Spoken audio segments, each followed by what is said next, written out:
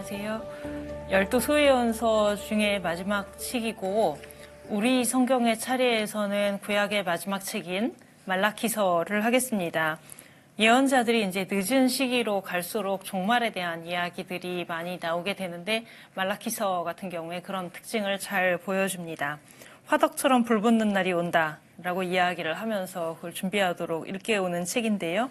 3장 1절부터 4절까지 읽겠습니다. 성부와 성자와 성령의 이름으로 아멘.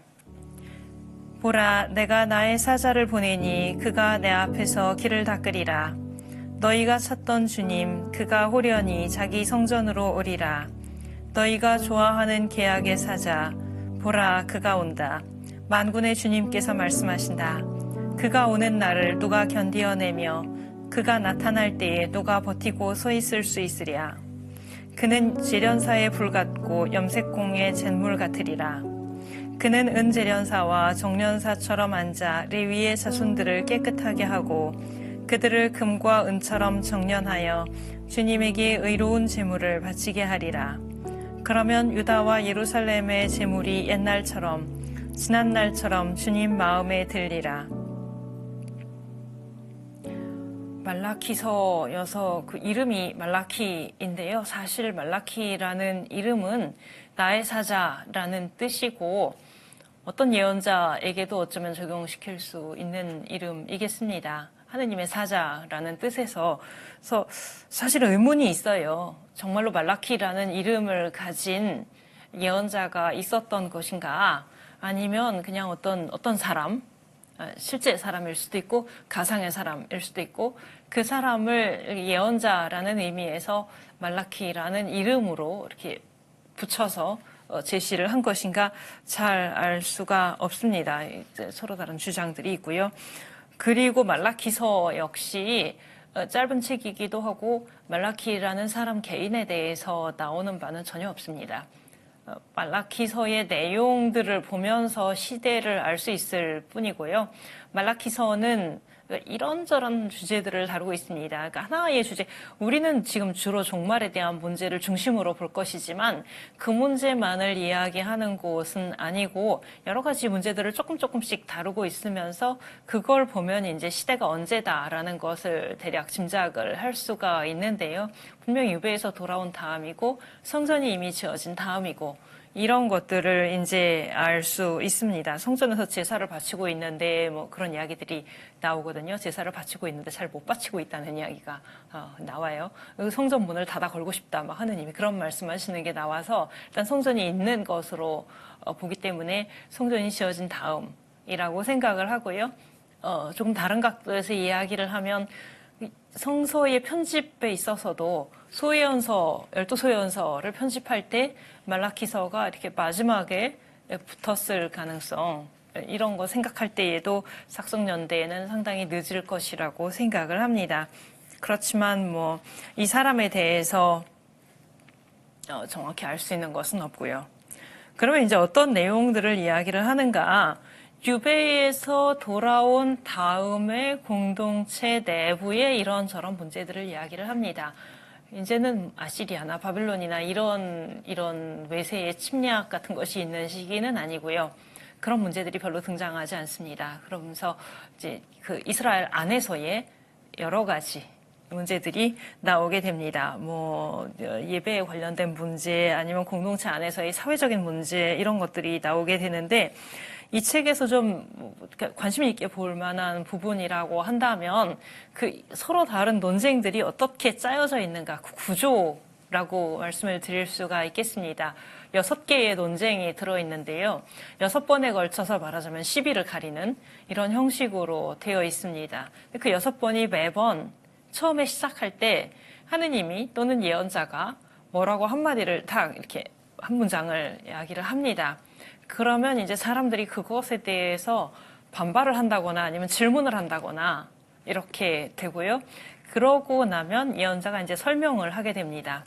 예를 들어서 보면 하나 맨 처음 것을 보면 1장 2절에서 하느님이 이스라엘에게 나는 너희를 사랑한다. 이렇게 말씀을 하십니다. 나는 너희를 사랑한다. 그러면 사람들이 그것에 대해서 어떻게 사랑을 하셨느냐고 물어보거든요. 어떤 말이냐 하면은 나는 너희를 사랑한다라고 말을 한 거에 대해서 정말이냐? 정말이냐까지는 좀 심하고 정말로 하느님이 당신이 우리를 사랑하셨습니까? 라고 어떤 증거, 확인 이런 것을 요구하는 것이에요. 그러면 하느님이 그거에 대답을 하십니다. 그러니까 야곱과 에사우가 있었는데 야곱을 사랑하였다. 그러니까 에돔하고 이스라엘이 있는데 이스라엘을 사랑하였다.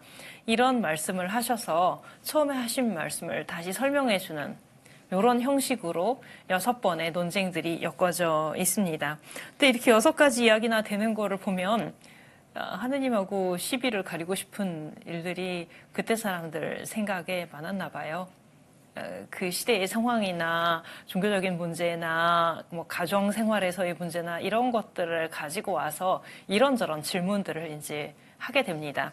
그런데 그 6개의 논쟁들 중에서 그러니까 주제들은 여러 가지가 나오는데 그 중에서 좀 특별하게 눈에 띄는 측면이 종말에 대한 이야기가 되겠습니다. 그러니까 6개 중에서 2개의 논쟁 중에 특별히 이제 종말 이야기가 많이 나오게 되는데요. 종말에 대한 이야기가 왜 나오게 되는가?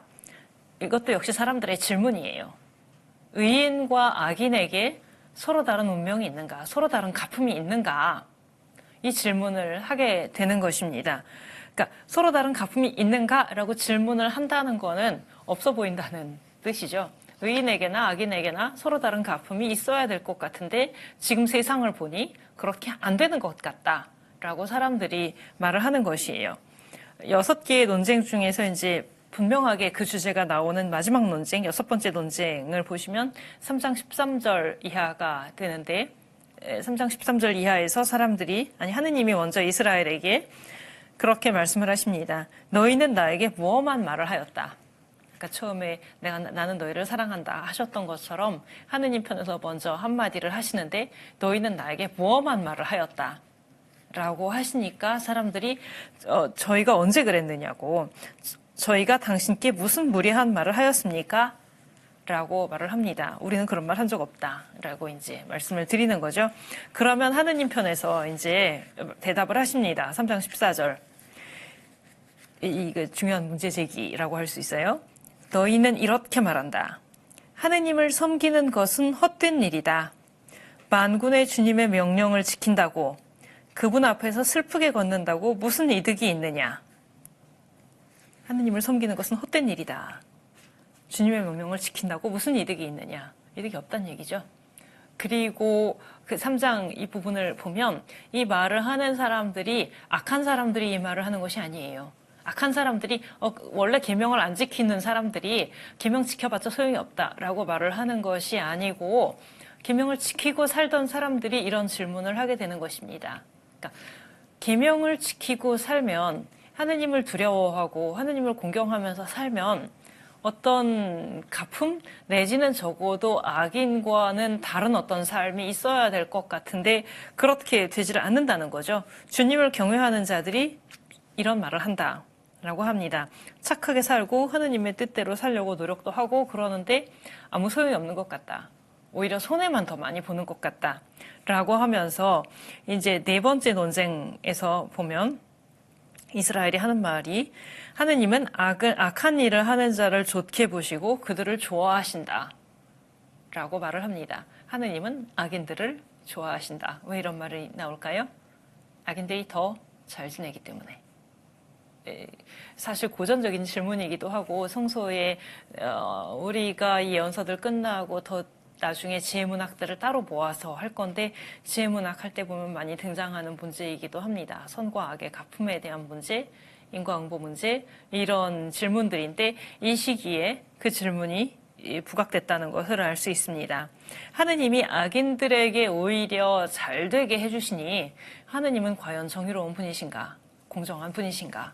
이런 의문이 이제 제기되고요. 아니면 이제 하느님이 못 보시는가 보다 이런 생각들도 이제 하게 됩니다. 주님의 눈에는 악한 일을 하는 자마다 다 좋고 그분께서는 그러한 자들을 좋아하신다. 이런 말들을 악인들이 하는 게 아니라 착하게 살려고 애쓰던 사람들이 하게 된다는 거죠. 그 사람들이 악인들이 더 잘 지내고 있기 때문에 하느님은 보지도 않고 개입하지도 않으시고 갚아주지도 않으신다. 그럴 바에야 못하러 내가 착하게 살아야 되느냐. 착하게 살려고 하면 아무래도 손해가 있는 것 같은데 그렇잖아요. 제가 이거는 지혜문학 과목을 하면서 인과응보 문제가 많이 나오기 때문에 이런저런 생각들을 해보다가 든 생각 중에 하나인데, 나쁜 일을 사람들이 왜 하죠? 결국은 뭔가 이득이 있기 때문에 하는 것이겠죠. 그냥 사람이 착하게 살고 싶은가 나쁘게 살고 싶은가 물어보면 다 착하게 살고 싶겠죠. 근데 나쁜 일을 왜 하죠? 뭔가 얻는 게 있기 때문에 아마도 그런 것이겠죠. 사람들이 이 말라키에서도 그런 현실들을 보면서 질문들을 하는 것이죠.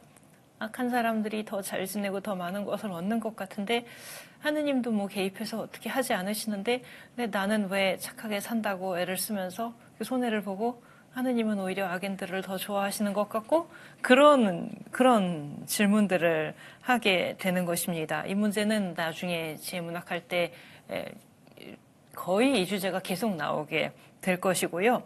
그런데 이 문제에 대해서 대답을 하는 방식도 하나만 있는 것은 아니어서 지혜문학의 책들도 서로 각각 다른 방식으로 어떤 의견들을 제시하고 있고요.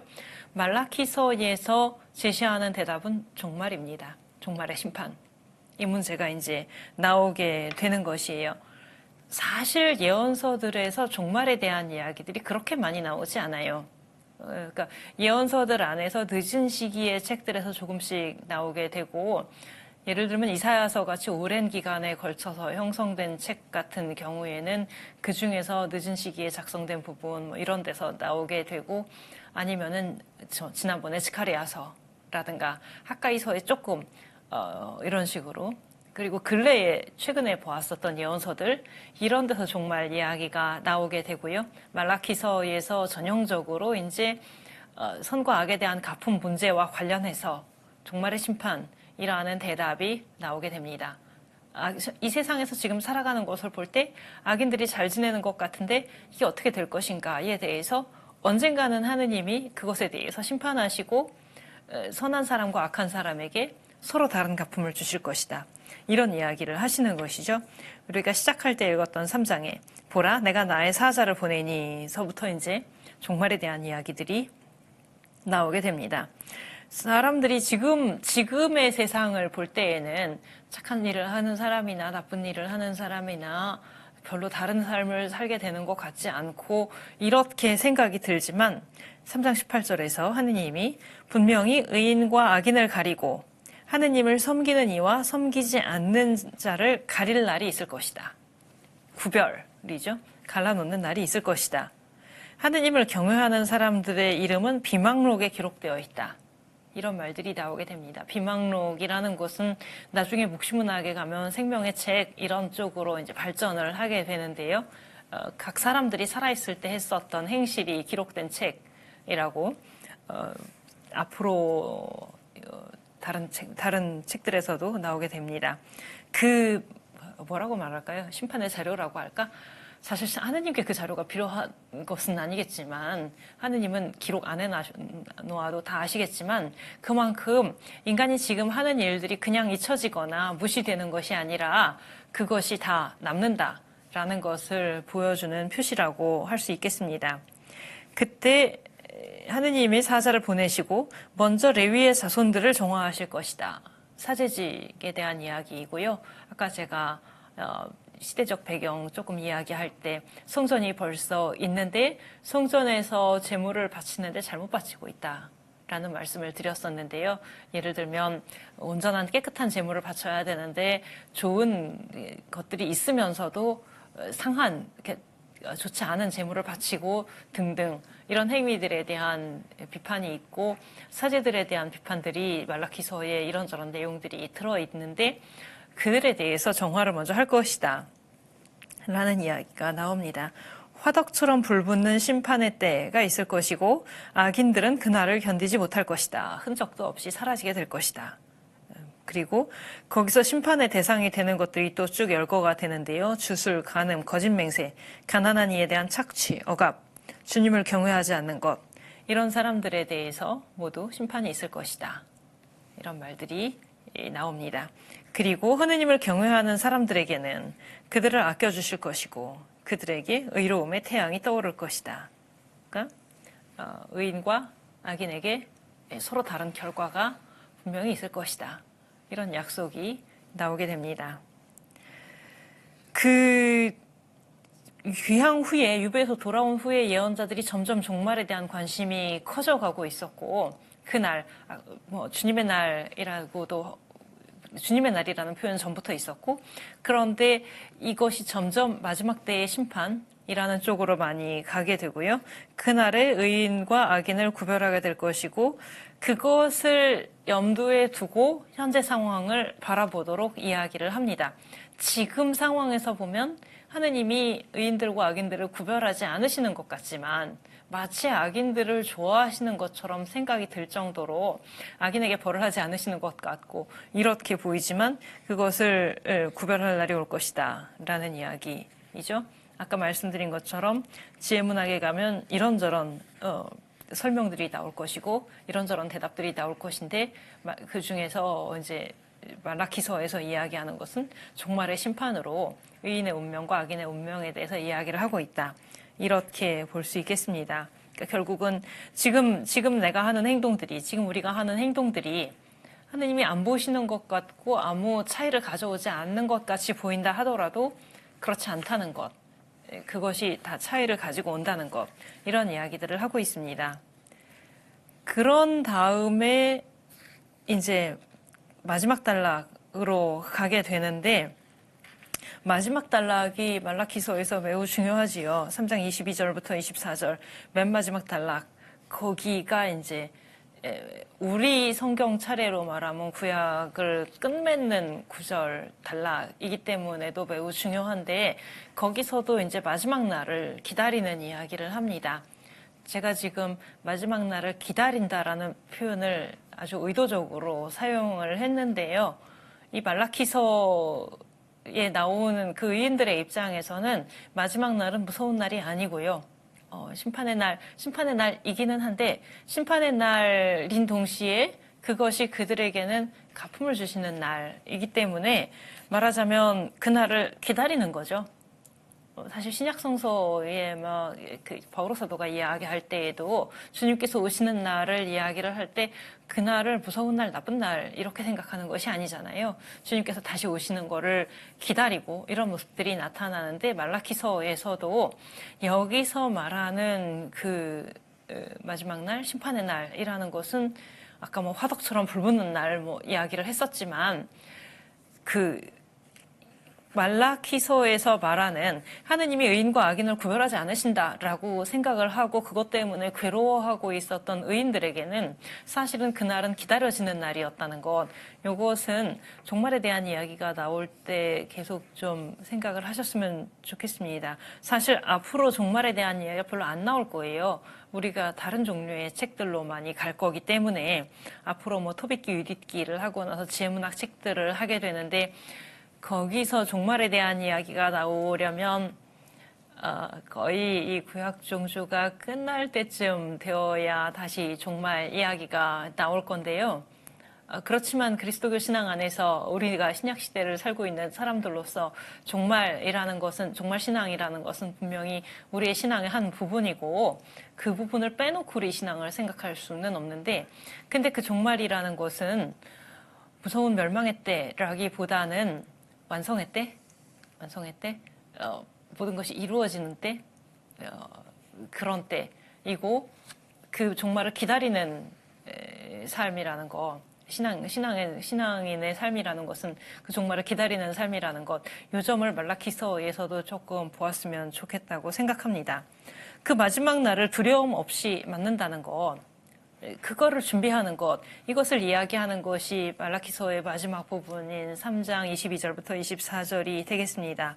여기서 말하자면 비법을 가르쳐준다 라고 할 수 있겠는데요. 그날이 다가오는데 어떻게 그날을 두려움 없이 맞이할 수 있을 것인가, 무엇을 하고 어떻게 준비를 해야 될 것인가, 이것을 이야기하고 있습니다. 거기서 말하는 것은 모세의 율법을 기억하라는 거, 그리고 엘리야를 비롯한 여러 예언자들의 말에 귀를 기울이라는 것. 구약 성경이 유다교에서 얘기하면 이제 모세오경이 있고 예언서가 있고 성문서가 있고 이렇게 나눠지게 되는데 앞에 큰 두 부분을 이야기하는 게 되는 거죠. 사실은 모세하고 예언자들에게 귀를 기울여라 라고 이야기를 합니다. 아까 제가 비법을 알려준다라고 했는데 사실은 새로운 비법을 알려주지를 않아요. 새로운 비법을 알려주는 것이 아니라 이미 모세가 다 이야기를 했고 예언자들도 다 이야기를 했고 그대로 잘 살아가면서 마지막 날을 준비해라 라고 이야기하는 것이 되겠습니다. 다른 어떤 새로운 가르침, 종말이 다가온다는데 그럼 어떻게 해야 되지? 나한테 뭐를 어떻게 준비를 해야 되는지 누가 알려줄 것인가? 하고 다른 데 가서 찾을 필요가 별로 없다는 이야기죠. 이게 지금 구약 성경의 마지막 단락에서 이야기를 하고 있는데 어떻게 그날을 준비할 것인지는 구약의 앞부분에 이미 있다. 이런 이야기가 되겠습니다. 모세가 알려주었었던 대로 그리고 예언자들이 말해줬던 대로 사실 예언자들이 하는 말은 모세가 하는 말하고 또 다른 것도 아니거든요. 모세가 말했던 대로 잘 살도록 일깨워주는 것들이 예언자들의 역할이기도 하고 그래서 그 길대로 잘 따라가면 된다라고 이야기를 하는 것입니다. 아까 제가 말라기서가 작성된 시대가 예언서가 이렇게 편집되는 과정에서도 12소현서가 마무리될 때일 것이라고 말씀을 드렸는데 그러니까 말하자면 말라기서를 쓸 때는 성서의 앞부분 중에 모세오경 이미 있었을 것이고 거의 있었을 것이고 예언서들도 거의 대략 있는 상태가 되었을 거예요. 그랬을 때 이스라엘에게 다른 어떤 길을 찾는 것이 아니라 우리가 이미 가지고 있는 이 성경의 말씀대로 모세와 예언자들이 말해준 대로 잘 살아가면 된다라고 말을 하는 것이 되겠습니다. 이미 있던 율법, 이미 있던 예언서이지만 그대로 잘 살아갈 때 우리는 종말을 두려움 없이 기다릴 수 있고 그날을 오히려 기쁘게 맞을 수 있을 것이다 라고 이야기를 하는 것이죠. 그런데 제가 조금 전까지 이 단락이 구약의 마지막 단락이다, 구약의 마지막 단락이다 이렇게 말씀을 드렸는데요. 그리스도교 안에서는 이 단락이 또 다른 의미를 가집니다. 왜냐하면 말라기서로 구약은 끝나지만 그 다음에 신약이 이어지기 때문이지요. 우리 성경에서 말라기서 3장 22절부터 24절 그 부분을 펼쳐놓고 이렇게 보시면 오른쪽에 왼쪽 페이지에 말라기서가 있고 오른쪽 페이지에서는 이제 신약 성경이 시작을 하게 되지요. 성경에서 딱 갈라지는 부분 그 자리가 이제 됩니다. 그래서 여기 말라기서 3장 22절에서 24절에서 한 단락이 딱 끝나지만 이게 신약 성서로 이어지게 되는데 어떻게 이어지는가? 여기서 엘리야가 올 것이라고 이야기를 하지요. 그런데 나중에 신약 성서에 보면 처음에 예수님이 와서 막 활동을 하실 때 여러 사람들이 제자들도 포함해서 예수님께 그렇게 물어봅니다. 엘리야가 먼저 와야 한다고 말을 하는데 어떻게 된 것인지 이렇게 묻습니다. 약간 이렇게 생각을 해보시면 마지막 때가 오기 전에 그 전에 엘리야가 와야 된다는 거죠. 근데 만약에 예수님이 메시아여서 예수님이 그 마지막 때에 오실 메시아라면 그 전에 엘리야가 왔었어야 되는 거죠. 그런데 이때 사람들이 아까 이야기했던 내용이 엘리야가 먼저 와야 한다는데 라고 말을 하지요. 엘리야가 먼저 와야 한다는데 그 말이 어디서 나오는가? 말라기 3장에서 나오는 거죠. 말라기 3장에서 마지막 때가 되기 전에 엘리야 예언자가 올 것이라고 말을 했었고 그래서 사람들은 그 말라기서를 알고 있기 때문에 예수님께 당신이 마지막 때의 예언자라면 그 앞에 엘리야가 왔어야 되는데 엘리야가 왔는가? 라고 묻습니다. 그리고 예수님은 거기에 대답하시면서 세례자 요한이 그 엘리야였다고 그렇게 대답을 하시게 되고요. 사실 신약 성서에서 복음서들 처음 부분에 보면 이제 세례자 요한이 등장하면서 신약이 시작되는 것을 볼 수 있고요. 그래서 말을 하자면 말라기서 3장 22절부터 24절 요게 구약의 끝 마치고 신약을 시작할 때 세례자 요한이 등장을 하게 되면서 이 두 부분이 서로 이어지게 되는 것이죠. 말라키서에서 예고했던 그 엘리야가 신약의 세례자 요한이고, 여기 세례자 요한이 나오는데 그는 말라키서에 예언된 사람이고, 이렇게 해서 이 마지막 단락이 구약을 끝맺는 구절이기도 하지만 구약과 신약을 이어주는 구절이기도 하다는 것, 그래서 매우 중요한 구절이고, 지금까지 왔었던 거에서 이제 12소연서가 다 끝나게 됐지요. 그러니까 그리스도교의 기준에서 말할 때는 아직 사실 예언서가 하나가 더 남았어요. 다니엘서가 저 뒤에 나올 건데, 그렇지만 우리 성경의 차례에서 보면 이제 말라키서가 이제 마지막에 있게 되는데, 거기서 기다리고 약속했었던 것이 신약에서 장차 성취될 것이다. 이런 예고로 이제 말라키서를 닫고, 다음 주부터는 이제 다른 책들을, 토비기 유디기 지혜문학 이런 책들을 가도록 하겠습니다. 감사합니다.